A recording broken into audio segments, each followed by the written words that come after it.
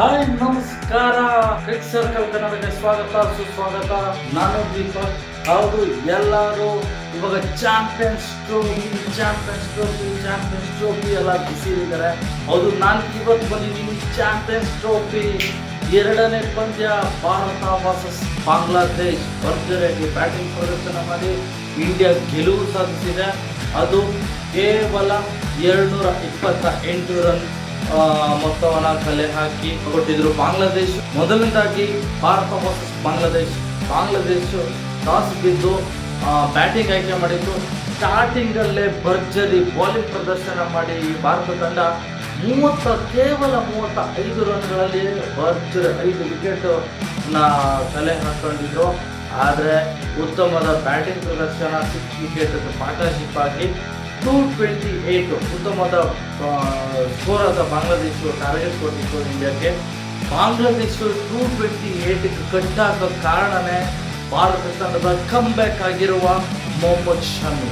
ಉತ್ತಮವಾದ bowling lineup ಹೊಂದಿರುವ, ಉತ್ತಮವಾದ ಆಲ್ರೌಂಡ್ ಹೊಂದಿರುವ, ಉತ್ತಮವಾದ ಬ್ಯಾಟಿಂಗ್ ಲೈನಪ್ ಹೊಂದಿರುವ ಭಾರತ ತಂಡ ಈ ಸಲನೂ ಕೂಡ ಚಾಂಪಿಯನ್ಸ್ ಟ್ರೋಫಿಯಲ್ಲಿ ಫೇವರೇಟ್ ತಂಡ ಆಗಿ ಹೊರಹೊಮ್ಮಲಿದೆ. ಇನ್ನು ಬೌಲಿಂಗ್ ಲೈನಪ್ ನಾವು ನೋಡೋದಾದ್ರೆ, ಶಮಿ 10 ಓವರ್ 53 ರನ್ 5 ವಿಕೆಟ್. ಆದರೆ ಹರ್ಷಿತ್ ರಾಣಾ 7 ಓವರ್ 4 ಬಾಲ್ಗೆ 31 ರನ್ ಕೊಟ್ಬಿಟ್ಟು 3 ವಿಕೆಟ್ ತಗೊಂಡಿದ್ದಾರೆ.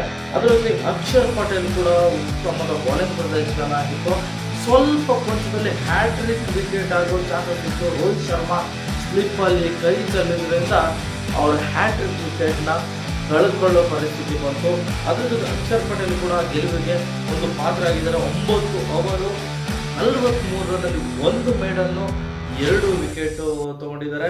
ಮತ್ತೆ ಬ್ಯಾಟಿಂಗ್ ಲೈನಪ್ ಸ್ಟ್ರಾಂಗ್ ಆಗಿರೋ ಭಾರತ ತಂಡ ಈ ಸಲನೂ ಕೂಡ ಚಾಂಪಿಯನ್ಸ್ ಟ್ರೋಫಿ ಕಪ್ ಹೊಡೆಯುತ್ತೆ ಅಂತ ಹೇಳಕ್ಕೆ ಇಷ್ಟಪಡ್ತೀನಿ.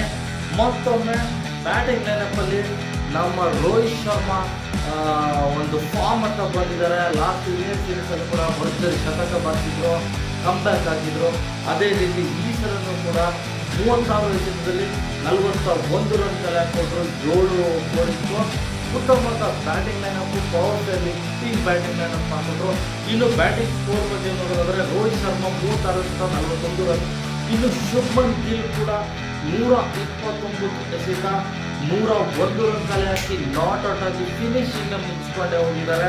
ಉತ್ತಮದ 9 4 ಭರ್ಜರಿ 2 6 ಔಟ್ಪೋಟದಲ್ಲಿ ನಮ್ಮ ಕನ್ನಡಿಗ KL ರಾಹುಲ್ ಉತ್ತಮವಾದ ಸಾಥ್ ಕೊಟ್ಟರು. ನಮ್ಮ ಗಿಲ್ಗೆ ಸ್ವಲ್ಪ ಒಂದು ವಿಕೆಟ್ ಹೋಗೋ ಹಂತದಲ್ಲಿ ಸ್ವಲ್ಪ ಮಿಡಲ್ ಆರ್ಡರಲ್ಲಿ ಒಳ್ಳೆ ಸಾಥ್ ಕೊಟ್ಟರು. 47 ಎಸೆತ 41 ರನ್ ಕಲೆ ಹಾಕಿಕೊಂಡು ನಾಟ್ ಔಟ್ ಆಗಿ ಮ್ಯಾಚ್ ಫಿನಿಶಿಂಗಲ್ಲಿ ಭಾರತದ ಗೆಲುವಿಗೆ ಒಂದು ಪಾತ್ರರಾಗಿದ್ದಾರೆ.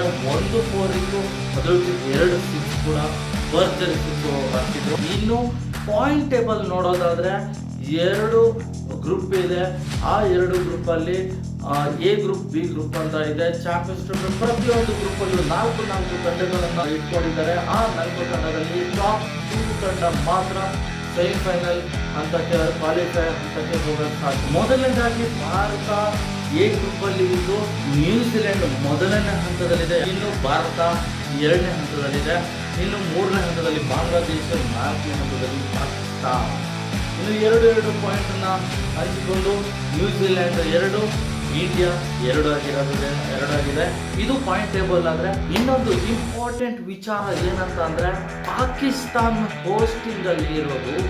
ಪಾಕಿಸ್ತಾನ ಸಂಡೇ ಇರೋ ಮ್ಯಾಚ್ ಇದೆಲ್ಲ ಇಂಪಾರ್ಟೆಂಟ್ ಆಗಿರೋ ಮ್ಯಾಚ್ ಆಗಿರುತ್ತೆ. India versus Pakistan. ಮತ್ತೊಮ್ಮೆ ಇಂಡಿಯಾ ಪಾಕಿಸ್ತಾನ ದುಬೈಲಿ ನಡೀತಿದೆ. ಆ ಪಂದ್ಯದಲ್ಲಿ ಪಾಕಿಸ್ತಾನ ಹೊಡೆದು ತಿರ್ಸಿದೆ. ಸಂಡೇ ಮ್ಯಾಚಲ್ಲಿ ಪಾಕಿಸ್ತಾನ ಹೊಡೆದು ಬಿಸಾಕಿ ಮನೆ ಕಳಿಸ್ಬಿಟ್ರೆ ಹೋಸ್ಟಿಂಗ್ ಪಾಕಿಸ್ತಾನ ತಂಡನೇ ಚಾಂಪಿಯನ್ಸ್ ಟ್ರೋಫಿಯಿಂದ ಹೊರಗೋಗಲಿದೆ. ಅದೇ ಒಂದು ಖುಷಿ ವಿಚಾರ. ಭಾರತ ತಂಡ ಸಂಡೇ ಸಿಗೋಣ ಉತ್ತಮವಾದ ಪವರ್ಫುಲ್ ಫೈಟಿಂಗ್ ಮ್ಯಾಚಲ್ಲಿ ಇಂಡಿಯಾ ವರ್ಸಸ್ ಪಾಕಿಸ್ತಾನ ಮ್ಯಾಚ್. ಇನ್ನಷ್ಟು ಮೊದಲಷ್ಟು ಮತ್ತಷ್ಟು ನಮ್ಮ ಕ್ರಿಕ್ ಸರ್ಕಲ್ ಕ್ರಿಕೆಟ್ ಬಗ್ಗೆ ಮಾಹಿತಿ ಬೇಕಾದರೆ ನಮ್ಮ ಕ್ರಿಕ್ ಸರ್ಕಲ್ ಕನ್ನಡ ಸಬ್ಸ್ಕ್ರೈಬ್ ಮಾಡಿ ಮತ್ತೆ ಸಬ್ಸ್ಕ್ರೈಬ್ ಮಾಡಿ, ಬೆಲ್ ಬಟನ್ ಒತ್ತಲು ಮರಿಬೇಡಿ.